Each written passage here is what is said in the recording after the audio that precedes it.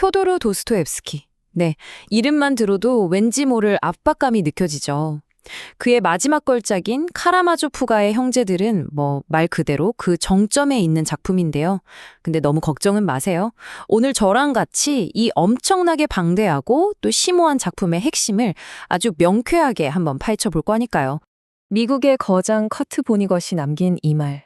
이것보다 이 소설의 무게를 더 잘 표현하는 문장이 또 있을까 싶습니다. 사랑, 증오, 신앙, 회의, 죄와 구원까지. 정말 이 책 한 권에 인간 존재에 대한 거의 모든 질문이 담겨 있다고 해도 과언이 아니에요. 맞아요. 막상 시작하려고 하면 어디서부터 손을 대야 할지 막막하게 느껴질 수 있죠. 하지만 걱정 마세요. 지금부터 제가 이 복잡하게 얽힌 실타래를 푸는 아주 명쾌한 안내서가 되어드릴게요. 이 위대한 걸작, 우리 함께 정복해 보시죠. 자, 이 거대한 이야기의 뼈대는요, 놀랍게도 한 편의 미스터리입니다. 모든 건 한 가족의 비극적인 갈등 그리고 충격적인 살인 사건에서 시작되거든요. 이야기의 중심에는 카라마조프라는 그야말로 엮이는 가족이 있습니다. 아주 방탕한 아버지 표도르, 그리고 그의 세 아들, 열정적인 드미트리, 냉소적인 지식인 이반, 그리고 신앙심 깊은 알료샤까지. 이들의 관계는 처음부터 마치 시한폭탄 같았어요.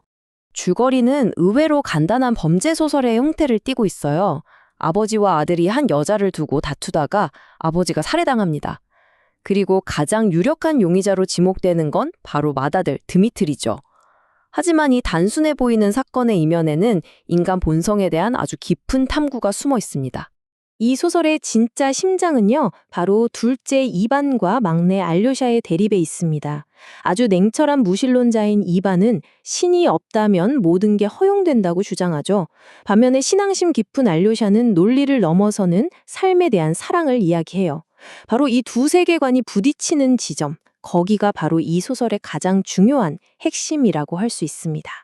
그리고 이 철학적인 갈등이 최고조에 달하는 부분이 바로 이 소설에서 가장 유명한 장인 대신문관입니다. 이건 이반이 알료샤에게 들려주는 이야기 속의 이야기 형식으로 되어 있어요. 배경은 15세기 스페인, 종교 재판이 불길처럼 번지던 가장 암울한 시대입니다. 수많은 이단자들이 신의 이름으로 화형당하던 바로 그곳이죠. 상상만 해도 정말 어둡고 무거운 분위기가 느껴지지 않나요? 바로 이곳에 그리스도가 다시 나타납니다. 그는 병자를 고치고 죽은 아이를 살려내는 기적을 행하죠. 하지만 그 기쁨도 잠시 그는 곧바로 체포되어서 감옥에 갇히게 됩니다. 정말 충격적인 전개죠? 그리스도를 체포한 사람은 다름 아닌 교회의 최고 권력자, 대신문관입니다. 그는 그리스도가 인류에게 너무나 큰 짐, 즉 자유라는 짐을 주었다고 비난해요. 그러면서 교회가 그 실수를 바로잡았다고 주장하는 거죠. 대신문관의 논리는 이렇습니다. 예전에 그리스도가 광야에서 악마의 유혹을 받았을 때 기적을 통해 사람들을 복종시키라는 제안을 거절했잖아요. 자유로운 신앙을 위해서요. 하지만 대신문관은 바로 그게 큰 실수였다고 지적하는 겁니다. 대신문관의 주장은 아주 명확해요.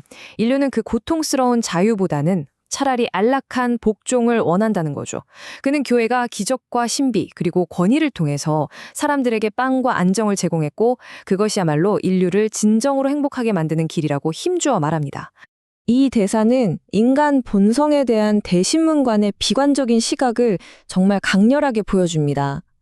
선택의 고통을 감당하느니 차라리 모든 걸 포기하고 싶어하는 게 바로 인간이라는 거죠. 대신문관의 이 길고 긴 비난이 끝나고 나서 그리스도는 단 한마디도 하지 않습니다. 그저 조용히 다가가서 노인의 마른 입술에 입을 맞출 뿐이에요.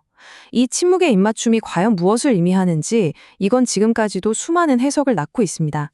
자, 이렇게 깊은 철학적 논의를 담고 있는 소설을 우리는 어떻게 접하게 될까요? 맞습니다. 바로 번역을 통해서죠. 그런데 여러분, 이 번역이 때로는 완전히 다른 독서 경험을 만들어낸다는 사실 알고 계셨나요? 실제로 한 블로거는 2가지 다른 번역본을 읽고 나서 마치 새로운 책을 만난 것 같았다고 말합니다. 이처럼 번역은 단순히 언어를 옮기는 작업을 넘어서서 작품에 새로운 생명을 불어넣는 일종의 창조적인 과정이기도 한 거죠. 한번 직접 비교해 보실까요? 보시면 아시겠지만 분명히 같은 인물을 묘사하는 문장인데 느낌이 확 다르죠. 특히 문학동네 번역본을 보면 그녀라는 언급이 나오고 또 금식일의 식단 같은 이런 구체적인 표현이 등장하거든요.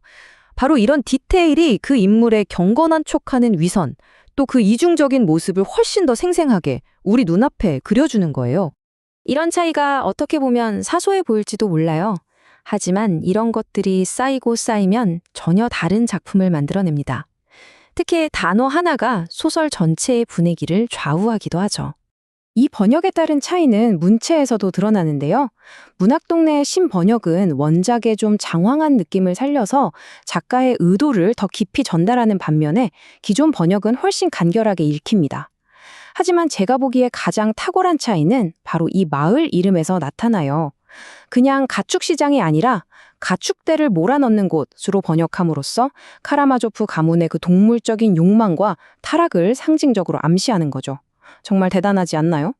결국 이 모든 게 우리 독자들에게는 어떤 의미일까요? 바로 번역이 작품의 전체적인 톤을 결정하고 때로는 주제에 대한 우리의 이해까지 바꿀 수 있다는 겁니다. 그래서 같은 고전이라도 어떤 번역본을 선택하느냐에 따라서 완전히 새로운 여행이 될 수 있는 거죠. 자, 지금까지 카라마조프가의 형제들의 핵심 줄거리와 철학, 그리고 번역의 중요성까지 쭉 살펴봤습니다. 이제 이 위대한 이야기를 직접 마주할 준비가 좀 되셨을까요? 위대한 소설은 박물관에 갇힌 유물이 아니에요. 새로운 번역과 새로운 독자를 만날 때마다 다시 태어나는 살아있는 이야기입니다.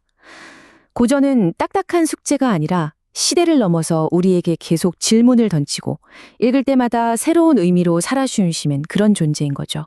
그게 카라마조프가의 형제들이든 아니면 다른 어떤 작품이든 좋습니다. 어쩌면 지금 여러분의 먼지 쌓인 책장에 당신의 발견을 기다리는 또 다른 세계가 있을지도 모릅니다. 오늘 그 문을 한번 열어보는 건 어떨까요?